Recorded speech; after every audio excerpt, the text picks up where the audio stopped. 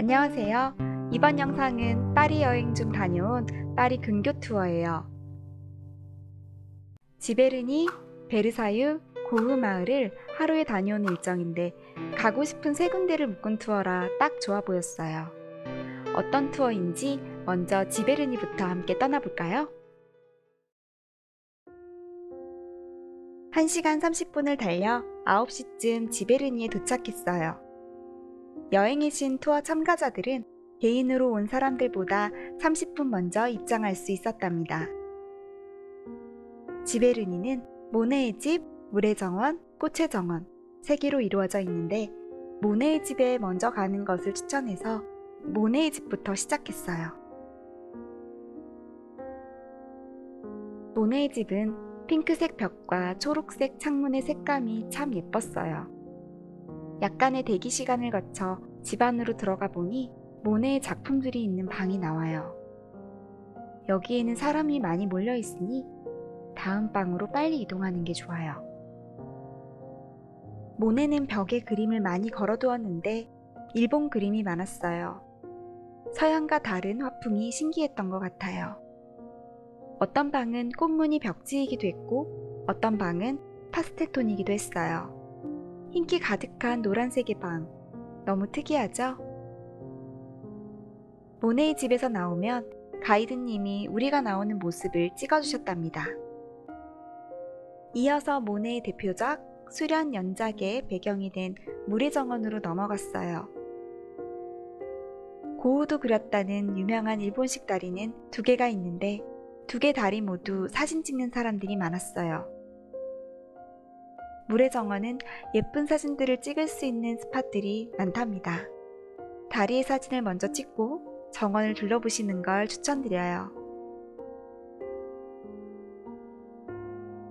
물의 정원을 나와 꽃의 정원에서 바라본 모네의 집은 표 뒷면의 사진과 일치했어요. 모든 구경을 마치면 기념품 샵을 통해서 나갈 수 있고 출구 근처에 있는 카페에서 아이스 아메리카노도 주문할 수 있답니다. 이른 아침에 방문해서 더욱 특별했던 지베르니에서의 시간이었어요. 이제 다음 장소인 베르사유 궁전으로 이동해 볼까요?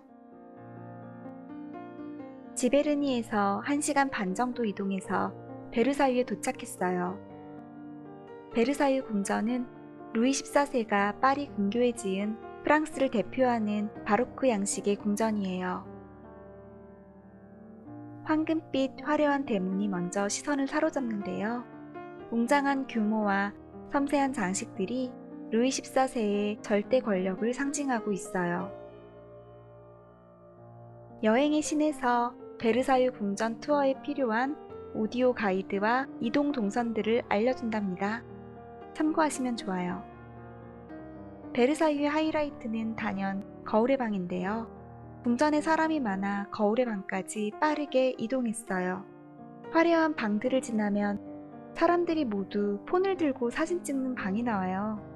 거울의 방은 천장엔 루이 14세의 업적을 그린 천장화가 있고 양쪽 벽면은 총 357개의 거울로 장식되어 있어요.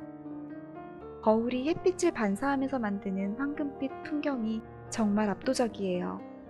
이곳에서도 가이드님들이 사진을 찍어주기 위해 기다리고 계셨어요. 궁전 곳곳의 천장화는 마치 루브르 박물관에 온 것 같은 착각을 주죠. 날씨가 좋지 않아 아쉽게도 정원은 자세히 둘러보지 못했지만 창문 너머로 보이는 정원의 모습만으로도 충분히 아름다웠어요.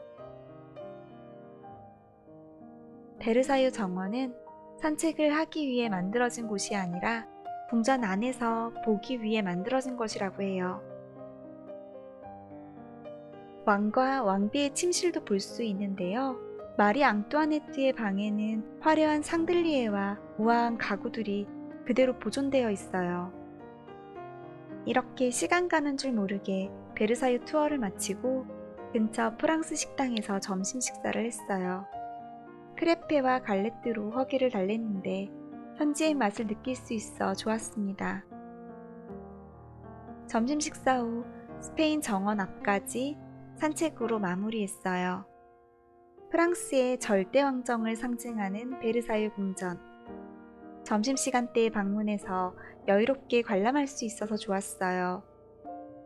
이제 마지막 장소인 고흐 마을로 이동해 볼까요? 베르사유에서 1시간가량 이동해서 고흐가 생애 마지막을 보낸 오베르시르우아즈, 일명 고흐 마을에 도착했어요. 한적한 마을을 거닐다 마주친 마을의 시청은 아주 작았는데요. 고흐의 그림 속에 등장하는 그대로의 모습이라 신기했어요. 본격적인 투어 전 방문한 기념품 샵에서 고흐의 별이 빛나는 밤이 그려진 예쁜 장바구니도 득템했답니다. 마을에서 이동하다 마주친 나부 여인숙은 고흐 마을에서 가장 유명한 건물인데요. 고흐가 마지막 70일을 보낸 곳이에요. 아쉽게도 내부 관람은 할 수 없고 외관만 볼 수 있었습니다. 길을 따라 걷다 보면 마을 성당이 나오는데 성당은 돌아오는 길에 보기로 하고 고흐와 그의 동생 테오의 무덤부터 찾아갔어요. 무덤 앞에서 두 형제에 대한 설명을 듣고 나니 나란히 있는 두 형제의 무덤이 가슴 아프면서도 서로를 향한 깊은 애정이 느껴졌어요. 무덤 근처에는 까마귀가 나는 밀밭 그림의 실제 배경도 볼 수 있었는데 정말 까마귀가 많았어요. 고흐가 바라봤을 그 풍경에서 기념사진도 남겼습니다.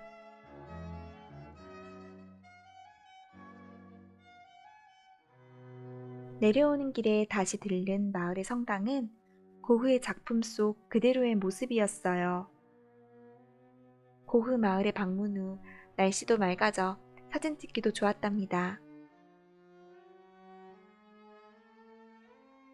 이렇게 그의 작품 속 풍경들을 직접 보고 고흐가 이곳에서 그림을 그리던 그의 모습을 상상하며 투어를 마무리했습니다.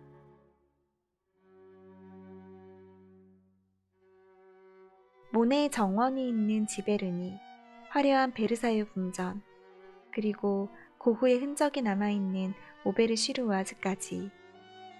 하루에 3곳을 방문하는 일정이 빡빡하진 않을까 걱정했는데 이동 시간도 적당하고 각 장소에서 충분히 관람할 수 있어서 만족스러웠어요. 파리에 머무는 동안 근교 투어를 고민하신다면 이렇게 3곳을 한 번에 둘러보는 투어를 추천드려요.